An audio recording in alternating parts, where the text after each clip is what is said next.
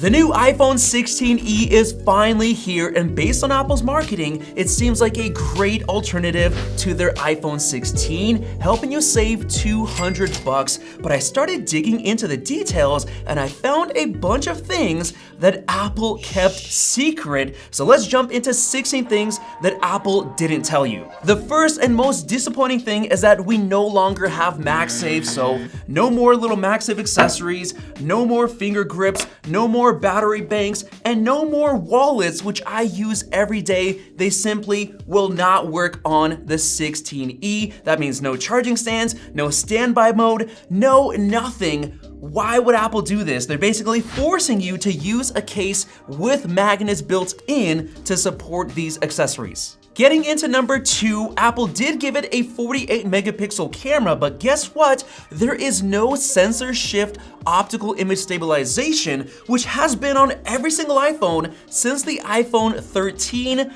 but it's not in here. It basically helps your photos stay very sharp and your videos stay very smooth and stabilized. So this 16e is gonna have worse stabilization than an iPhone 13, which is a huge disappointment. You might even get motion blur in some of your photos. And this actually is a big hint that the 48 megapixel camera is nowhere near the same as what we get on other iPhones like the 16, which brings us into point number 3. This is by far one of the most disappointing or potentially deceptive things that Apple said with the 48 megapixel camera, making it seem like it's the same as you get in an iPhone 16, but it is not. Apparently, it's using the sensor from the iPhone 16 Pro's ultra-wide camera, which is much smaller. It's a 1 by 2.55 inch sensor, definitely smaller, and of course that explains why it doesn't have sensor shift optical stabilization, because it's an ultra wide sensor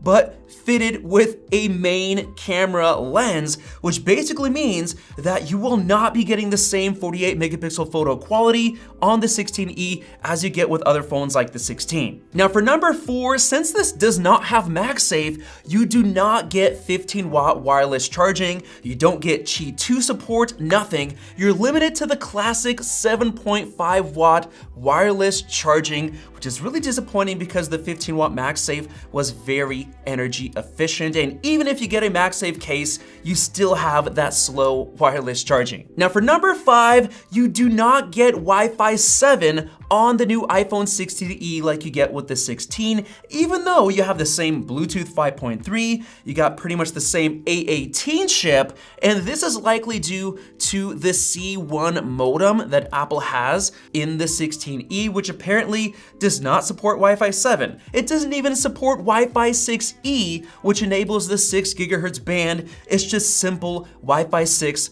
with a 5 gigahertz band. Pretty disappointing. Now moving on to number 6, Apple said that the iPhone 16e has the A18 chip, which is awesome since you get the same chip in the iPhone 16, right?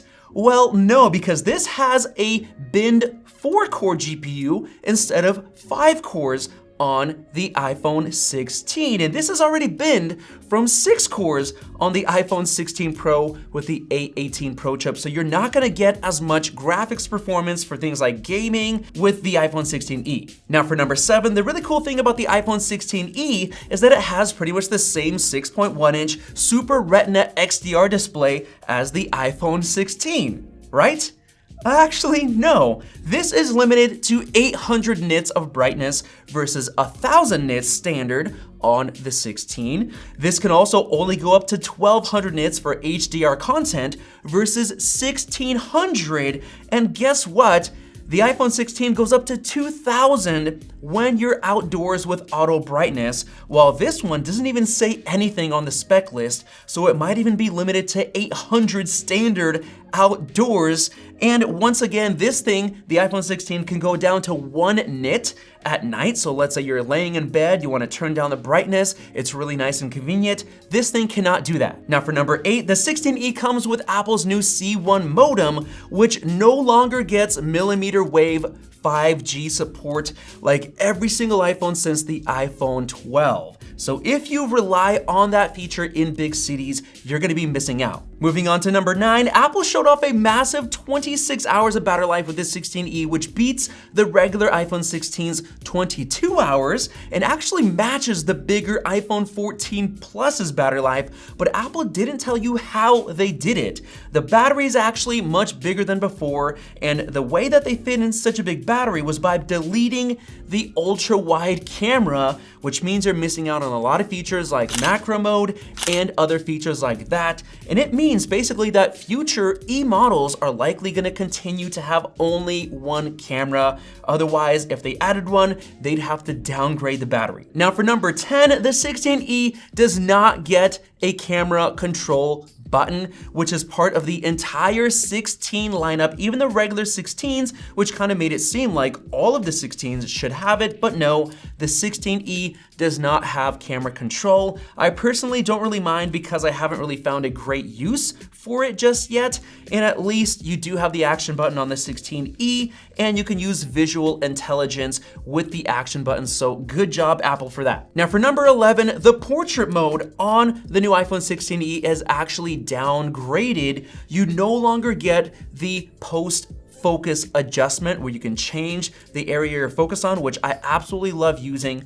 You only get depth control and that's it, like on old portraits. For number 12, we no longer get cinematic video mode at all, which kind of makes sense because you don't have the ultra wide camera anymore, so it might be tough to get depth info, but you don't even get cinematic video on the front camera, which is basically the same as the other cameras, which is a huge disappointment because I love using cinematic video for helping you stand out from the background, and it's gone on the 16e. For number 13, this is a small one, but Apple didn't really mention it. You only get the first generation ceramic shield glass on the front of the 16e, not the latest gen like we have in the entire new iPhone 16 lineup, which people said was a lot stronger than the original. Moving on to number 14, you no longer have an ultra wideband UWB chip in the iPhone 16e, which means no precision finding for AirTags